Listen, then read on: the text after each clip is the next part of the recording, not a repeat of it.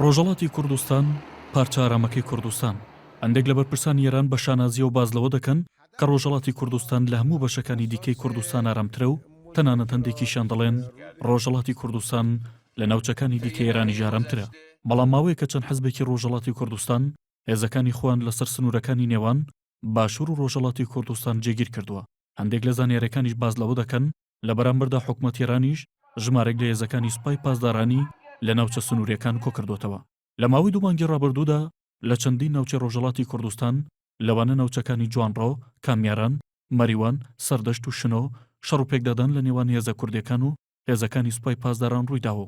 دوایین شەڕیش ڕۆژی 1 ئەیلوول لە نێوان هێزێکی پێشمەرگەی حەزبی دیموکراتی کوردستان و سوپای پاسداران لە شارۆچکەی ڕەبەتی نزیک سەردەشت ڕوویدا.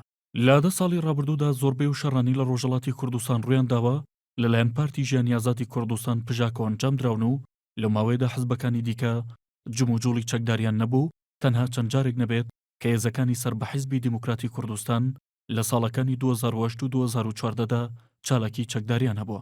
بەڵام لەم ساڵدا جگە لە پژاک چەند حەزبێکی دیکەش هێزەکانی خۆیان لەسەر سنوور جێگیر کردووە. ئەو حەزبانەش بریتین لە یەکەم حەزبی دیموکراتی کوردستان ئێران ناسراو بە حەدەکە.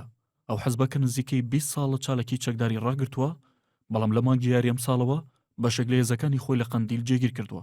دووەم حەزبی دیموکراتی کوردستان ناسراوە بە حەدەک لە ساڵی 2006دا لە حیزبی دیموکراتی کوردستان ئێران جیابۆتەوە و لە ساڵانی ڕابردوودا چەند جارێک چالێکی چەکداری ئەنجامداوە و لەم ساڵیشدا بەشێک لە هێزەکانی خۆی لە سەر سنوور جێگیر کردووە.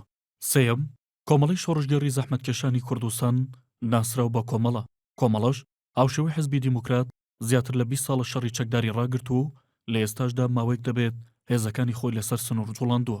لەبارەی جوڵاندنی هێزەکانیانەوە حەزبانە ڕەتی دەکەنەوە کە لە ئێستادا نیازیەوان هەبێت شەڕی چەکداری دەست پێ بکەنەوە و وەک خۆیان دەڵێن ئەوان زیاتر مەبەستیانە لەسەر سنوورەکانەوە زیاتر لەگەڵ دانیشتوانی ڕۆژهەڵاتی کوردستاندا لە پەیوەندیدا بن. بەڵام لە بەرامبەردا بەشێک لە چالاکانی سیاسی ڕەخنەیەوە لەو حەزبانە دەگرن کە هیچ پلان و استراتیژێکی دیاریکراویان نییە چ بۆ شەڕی چەکداری و چ بۆ داهاتووی ڕۆژهەڵاتی کوردستان. بەشێک لە چاودێران جوڵاندنی هێز لەلایەنەوە حەزبانەوە بۆ چەند هۆکارێک دەگێڕنەوە.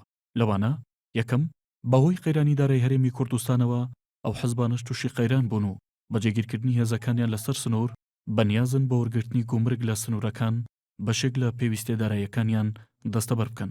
دووەم بەهۆی ناچالاکبوونیان لە ساڵانی ڕابردوودا ڕۆژ لە دوای ڕۆژ لاواستر دەبوون و ئەمەش ناڕزایەتی زیاتری ئەندامەکانی لێکەوتبەوە. هەر بۆیە بەنیازن لە ڕێگەی جوڵاندنی هێزەوە گڕوتینێکی زیاتر بە ئەندامەکانیان بدەن. سێەم ئەم حەزبانە لە ئێستادا لە ڕووی سەربازیەوە هێز و توانای پێویستیان نییە بۆ دەستپێکردنی شەڕی چەکداری. هەر بۆیە پێدەچێت بەنیاز بن لە ڕێگەی جێگیرکردنی هێزەکانیان لەسەر سنوور لە ئامادەکاریدا بن بۆەوەی لە داهاتوودا هەر کاتێک ویستیان بتوانن شەڕی چەکداری دەست پێ بکەنەوە.